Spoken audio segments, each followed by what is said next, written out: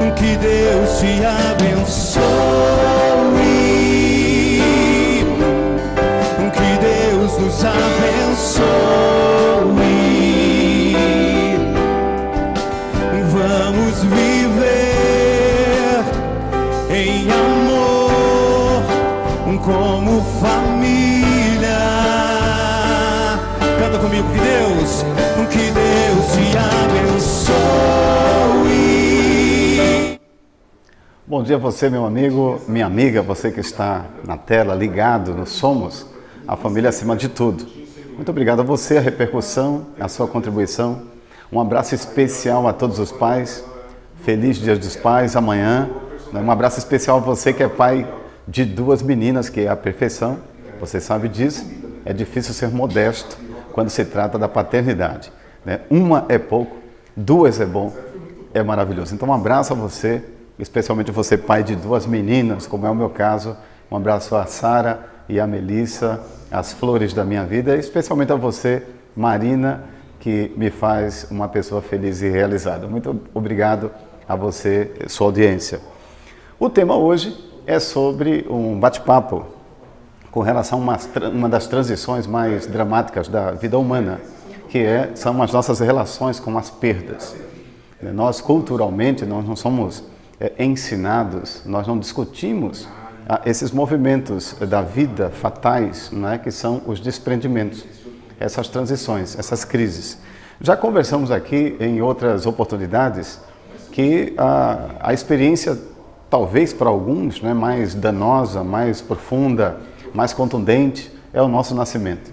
Então a gente está lá no invólucro, lá no líquido amniótico, por algumas semanas, e temos que nascer. E passamos então para esse mundo, esse lado de cá, essa vida, e temos que aprender tudo. E a vida então vai nos impondo sucessivas transições. Então passamos da fase da infância para a pré-adolescência, da pré-adolescência para a adolescência, para a juventude, e aí a vida vai levando, e graças a Deus por isso.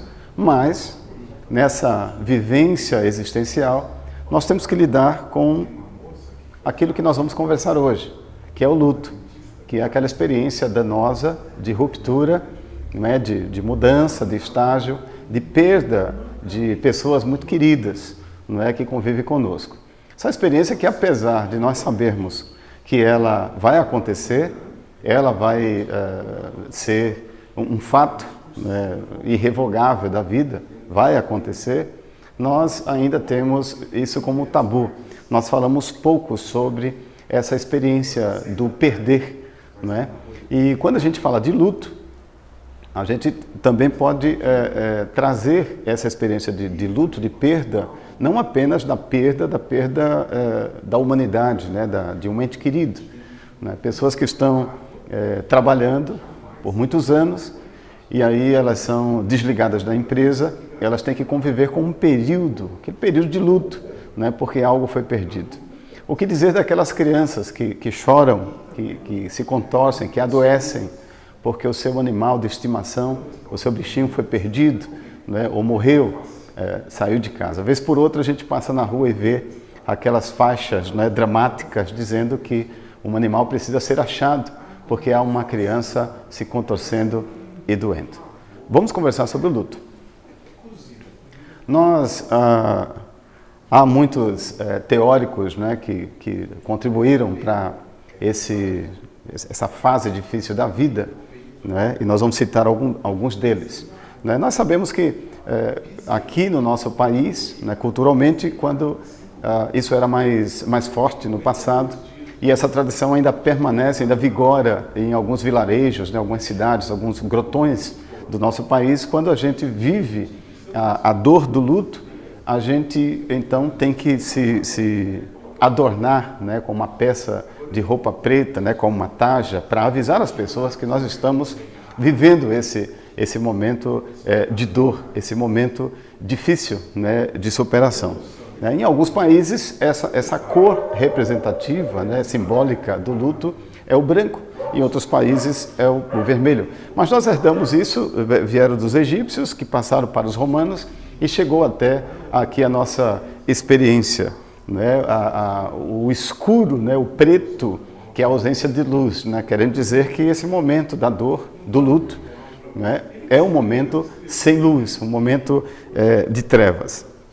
Há pelo menos 9 fatores que incidem na vivência do nosso luto. Eu vou citar alguns deles, tomando aí, citando Salomão e Coutinho, de 1975, né? A identidade e o papel que a pessoa perdida ela exercia para o enlutado. A identidade e o papel, a importância que ela tinha, né, na vivência. A idade e sexo do enlutado. Um fator muito preponderante para a vivência, para o aprofundamento do luto, são as causas e as circunstâncias da perda. Quer dizer, estuda-se isso, né? Em que circunstâncias e em que as causas que fizeram com que aquela pessoa morresse. Né? As circunstâncias que afetam as vivências do enlutado naquele período em que ele sofre esse baque. O tipo de relacionamento vivido e as perdas anteriores que o enlutado viveu e como que ele manejou com elas, como que funcionou para ele, como é que ele lidou com essas experiências de perda. O modo pelo qual o indivíduo preparou-se para a perda, né, repito, é um tema ainda, há muito silêncio, né, na nossa vivência, né? A gente não conversa muito sobre isso. Aliás, uma das tendências da educação de hoje é exatamente blindar, é exatamente postergar, né, ou evitar. A evitação é a característica maior, por exemplo, das crianças. Nós, pais, fazemos de tudo, todo o possível, para que as crianças não se frustrem, não vivam um período de dor. E isso, do ponto de vista da educação, é imprescindível, porque a vida será assim. A vida é uma sucessão de encontros e perdas, não é? E queria lembrar aqui a obra que eu já sugeri, né, a trilogia do John Bowlby, sobre apego e perda.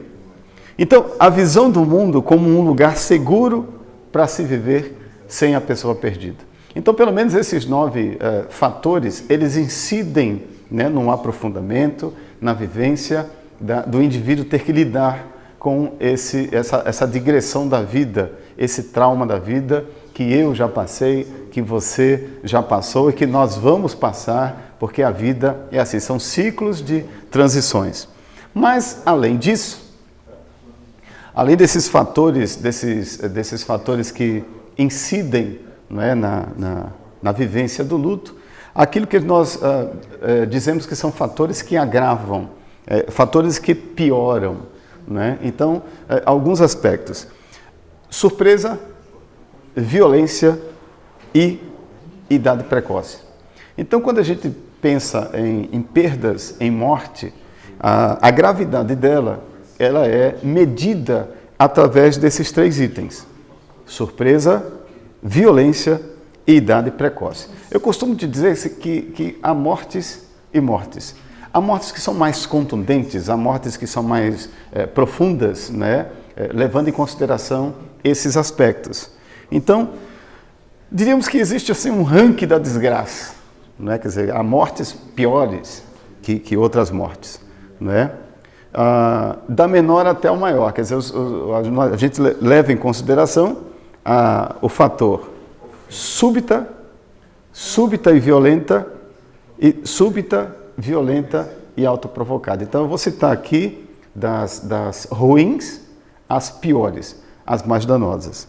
Por exemplo, uma morte súbita, o infarto do miocárdio, que é uma doença fulminante. Quer dizer, pega a gente de surpresa, né, quando a gente fica sabendo que uma pessoa do nosso convívio ela teve um infarto. Então, uma morte súbita, né, inesperada. Temos também uma súbita e violenta, que em relação a uma morte apenas súbita, é uma morte pior. Vou citar um exemplo dela. Por exemplo, um atropelamento. É uma morte súbita e violenta. Ou um assassinato, por exemplo. É surpreendente e também é violento. Então, nessa escala, ela chega na mais pior, né? Mais ruim. Aqui eu estou usando uma redundância para dizer que ela evolui. Quer dizer, existe um tipo de morte que, além de ser súbita e além de violenta, ela também é prematura. Agora entra aqui como um fator, né, de agravamento a idade da pessoa que foi perdida. Vou dar um exemplo. Um atropelamento ou um assassinato de um jovem ou de uma criança. Quer dizer, ela é súbita, ela é violenta e ela é prematura. Se é de criança, então, né, quer dizer, uma pessoa de maior idade, a gente enxerga o passado dela. Ela traz um passado consigo. Mas uma criança, ela traz o quê? Um futuro consigo. Então, isso é uma coisa pior. Mas existe nessa escala da desgraça um tipo de morte que consegue ser ainda pior, que é a súbita, violenta e autoprovocada. Então estamos aqui diante de, por exemplo, um suicídio de um filho. Então esse quadro é o pior dos piores. Pior que isso, só se essa experiência for vivida novamente. Isso são estudos daquela instituição chamada Quatro Estações, que lida com o luto. Então não há, no ranking da dor, nada pior, indescritível, no ranking da desgraça, que uma morte súbita, violenta e autoprovocada. E aqui eu cito o exemplo como o suicídio de um filho, por exemplo. Quando a gente está conversando sobre o luto, e geralmente as pessoas não sabem muito manejar, e é assim mesmo, né? A gente não sabe muito o que fazer, né? E muitas pessoas arriscam com atitudes que podem caminhar junto com a pessoa enlutada, algumas atitudes, algumas falas, né? A gente tem um tipo de vivência e um tipo de orientação muito verborrágica. Quer dizer, a nossa educação ainda é baseada em muito discurso. A gente quer falar muito sobre tudo, a gente quer opinar sobre tudo, a gente quer ter saídas, a gente quer ter soluções. Então a gente vive distribuindo conselhos, não é? Achismos, não é? E a gente brinca, né, dizendo que as mulheres são campeãs, né, nisso, hegemônicas nisso, não é? Quer dizer, a gente ainda pauta a nossa educação de filhos, por exemplo, em cima de muito discurso. E não é diferente. Quando a gente está lidando com alguém que perdeu alguém, a gente acha que falas irão ajudar no manejo. A gente acha que discursos... E aí existem alguns clichês que ouvimos muito. Um dos campeões. Deus está no controle. Aí a pessoa enlutada pode fazer uma réplica. Se Deus está no controle, por que isso aconteceu? Um outro clichê muito usado. Deus sabe o que faz. Bom, para o enlutado, se Deus sabe o que faz, ele não soube o que fazer, então, quando ele permitiu que a pessoa que convive comigo, que eu amo tanto, sofresse esse sumiço, esse fim, tivesse esse fim. Uma outra fala muito usada nessas questões é Deus fez o melhor. Mas se Deus fez o melhor, então ele não pensou em mim. Quer dizer, essas racionalizações, elas são vividas por pessoas que ouvem essas tentativas de ajudar, né, muito bem intencionadas, mas que discute-se se há algum aproveitamento delas. Na verdade, nós não sabemos o que lidar ou como fazer e terminamos compensando com essas falas. Bom, existem alguns fatores que facilitam o manejo. Existem alguns fatores que podem ajudar o indivíduo que está vivendo ou sofrendo luto. O reconhecimento da realidade, do que está acontecendo. Então, quando o indivíduo reconhece, olha, o momento da dor, até porque pode haver aí um contraponto, pode haver uma reação de negação bem natural. O indivíduo pode aceitar as estratégias de manejo, ou seja, se ele tem uma rede de amigos que possam estar presentes, que possam muni-los, né, de dar os ouvidos para ouvir, para enxugar as suas lágrimas, para caminhar junto consigo, é bem melhor do que um enfrentamento solitário, sozinho, né, um manejo onde o sujeito se percebe largado, não é? E a disponibilidade de apoio e disposição em usá-lo. Estou citando aqui essa rede, né, que pode ser alguns amigos bem próximos, alguns familiares bem próximos, não é? Em que o indivíduo, então, ele se apresenta para ouvir, para chorar junto, e para abraçar. Eu costumo dizer que um abraço, ele fala muito mais, mas muito mais, e ele soa muito melhor nessa hora em que o indivíduo precisa juntar os cacos, precisa retomar a sua vida, né, naquilo que Freud dizia da catexia, né? Quer dizer, você, quando convive com alguém, você investe uma energia nessa pessoa, e quando essa pessoa então morre, ela vem a falecer, então essa energia volta para você naquilo que se era descrito no passado como melancolia, né? Uma obra importante de Sigmund Freud é Luto e Melancolia. Então, quando essa energia volta, então o indivíduo está necessitado e precisando dessa elaboração. Então, um abraço e uma presença, né, e ceder os ouvidos, né, é muito melhor do que esse discurso verborrágio e esses usos de clichês. Queria citar aqui que o Parkes, ele estudou as fases, né, do enlutamento, né? Então, o luto ele incide em fases que o indivíduo vive, né? A primeira delas, para esse autor, é o entorpecimento, né? O sujeito fica entorpecido, né? Na segunda fase é de busca ou protesto. Ele tenta, então, buscar a figura perdida através de reminiscências ou protestar a não existência dela. A terceira fase é a do desespero, é a desorganização, o sujeito se vê perdido. E a quarta fase, aí ele estabiliza, vem uma recuperação, uma restituição. Então, para esse autor, seriam 4 fases, né? Parkes Kaplan, ele é uma obra já de 1997, ele então cita 5 fases, quer dizer, tentando descrever esse período do luto. A primeira fase é do alarme, quer dizer, a notícia de que alguém morreu alarma a pessoa, quer dizer, ela entra num circuito, né, de desespero. A segunda é de torpor, aturdimento, né, tá? O baque. A terceira fase evolui para uma procura, quer dizer, o sujeito ele tenta buscar ou resgatar aquela figura que se perdeu. Aí vem a quarta fase da depressão, o sujeito se deprime. E por último, aí ele se recupera, aí ele se reorganiza.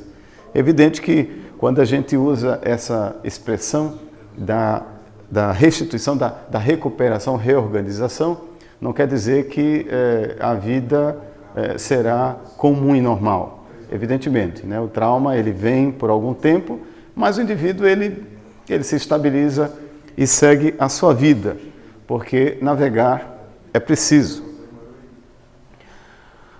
Quando a gente está descrevendo o luto e essas etapas, a gente também conversa sobre a resolução do pesar, como é que isso fecha, como é que esse ciclo fecha, como é que essa fase passa e o indivíduo tem que viver e tem que tocar a sua vida.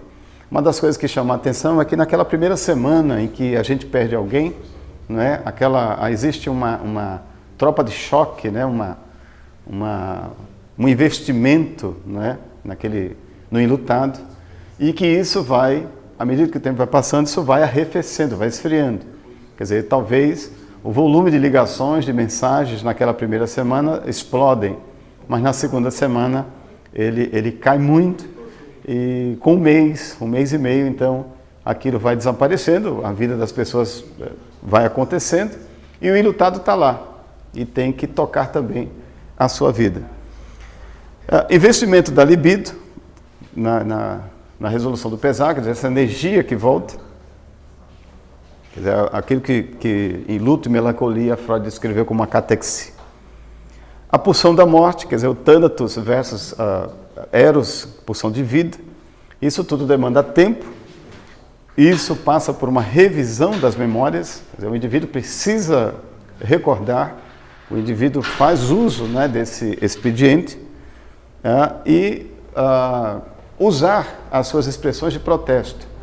Ou seja, uma das iniciativas que são muito bem-vindas para toda e qualquer pessoa que vive uma crise é poder livremente expressar o seu protesto, a sua revolta, a sua raiva, a sua indignação. Ou seja, porque nós já aprendemos aqui no outro programa Somos que tudo aquilo que é represado, tudo aquilo que é fechado, né, se torna um sintoma. Quer dizer, nós adoecemos por conta desse represamento. O indivíduo, ele sofre, ele morre porque ele não consegue dividir aquilo que está pesando dentro da sua existência. Então, isso tudo demanda tempo, revisão de memórias, ter um espaço para poder abrir as torneiras, né, das lágrimas, sobretudo, porque a lágrima, ela inicia com a gente na nossa vida, a gente chora como linguagem, e no momento da perda, da dor, do luto, a gente chora como linguagem. Né? Então, abre as torneiras e deixa o indivíduo lutado desabafar, soltar. Na resolução é um processo em que o indivíduo ele vai fantasiar, sim. Ele vai usar das suas memórias para trazer de volta aquelas imagens e lembranças. Pode ser que ele adote alguns maneirismos. Eu me lembro de ter acompanhado uma senhora que havia ficado viúva e todas as tardes ela tinha um hábito por décadas de fazer o chá da tarde, e ela toda tarde forrava a mesa e tomava o chá com uns biscoitos lá com seu marido. Aí ela fica viúva e ela mantém esse hábito de, nas tardes, forrar a mesa, colocar a xícara para ela e a xícara para o seu marido, que não existia mais. Isso fez parte da resolução, né? Um maneirismo que ela adotou para lidar com aquele trauma. Crises de choro faz parte do repertório, né? E a gente ouve muitas pessoas, quando o enlutado tem uma crise de choro, né? Aquelas expressões comuns populares que são tentativas da gente ajudar, fornecer alguma ajuda. Vai passar, Deus sabe o que faz, crê em Deus, não é? Amanhã vai ser melhor. Então tudo isso são iniciativas que a gente oferece, né? Mas ouvir, estar presente e abraçar talvez surta uma contribuição melhor, mais qualificada para essa hora de trauma. Não dá para a gente conversar sobre o luto sem a gente discutir os tipos de luto que existem. Existem algumas categorizações, né? Podemos categorizar ou separar. Existe aquele chamado luto antecipado, né? O luto pode ser vivido ou antecipado. Por exemplo, quando a gente acompanha pessoas que estão hospitalizadas, aquele período de adoecimento, né, em que o indivíduo tem que ir tratando da sua saúde, e aquilo de alguma forma vai nos preparando para o pior. Quer dizer, a gente mantém-se numa rotina hospitalar, a gente acompanha o indivíduo e às vezes o indivíduo piora, né, a medicação não funciona, existem processos mais danosos, por exemplo, num CTI, no Centro de Terapia Intensiva, em que você tem que participar daquilo. Aquilo, de alguma forma, vai nos manejando para o pior.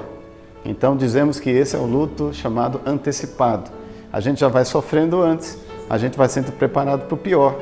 Quando o trauma chega, quando o indivíduo vem a falecer, vem a óbito, então, aquele período anterior já manejou aí nisso que a gente chama de luto antecipado.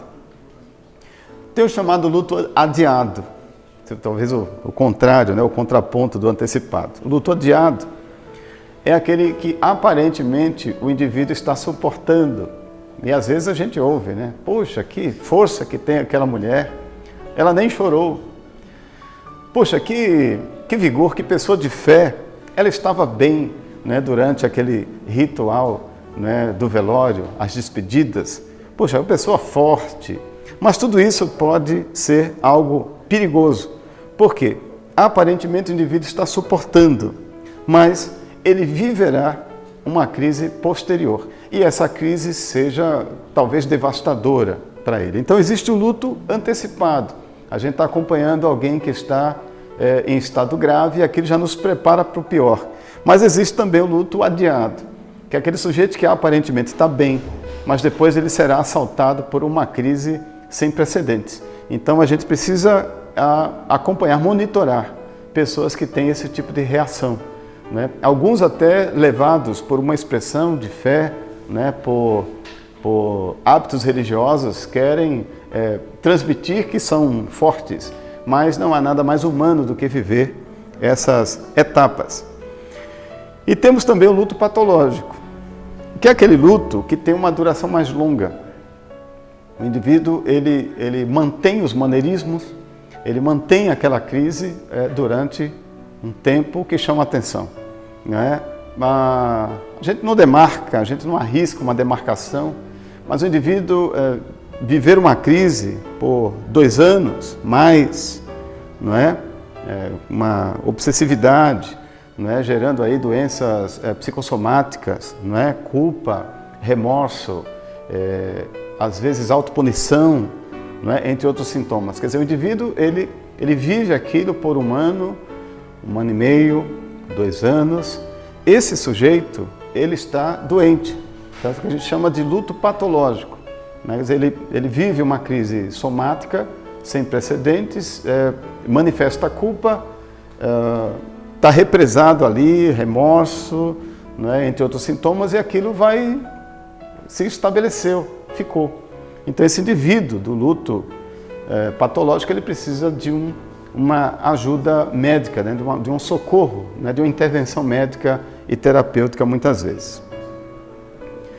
Queria agora como que a gente pode manejar, né? Usar os nossos recursos. Quer dizer, é muito melhor enfrentar qualquer tipo de crise de forma partilhada do que sozinha, não é?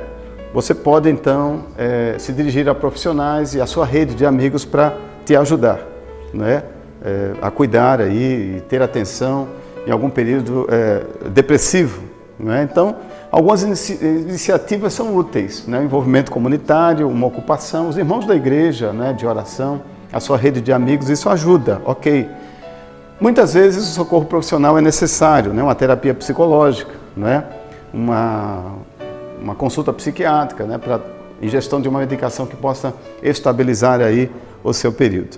Então, nós sempre recomendamos que haja essa rede, esse abraço, quer dizer, que seja melhor do que essas palavras que a gente solta. Então, hoje nós conversamos um pouquinho sobre o luto, essa fase de crise que nós passamos, que temos que passar, porque a vida é cheia dessas transições. Quer dizer, na nossa família, você, eu, nós vamos passar por isso. Então aqui nós classificamos o luto, descrevemos esse período e espero ter contribuído de alguma forma, não é? Perceba aquele e aquela que perdeu alguém, o acompanhe, ouça, estimule as manifestações emocionais, afetivas, né, que elas precisam, ok? Novamente um abraço a você, papai, que está nos assistindo, feliz Dia dos Pais. E na próxima semana estamos aqui novamente, na mesma bate-hora, no mesmo bate-canal, aqui na Orion TV, de Tietê para o mundo. Acesse as nossas plataformas, assista esse programa, reveja-o no YouTube, não é?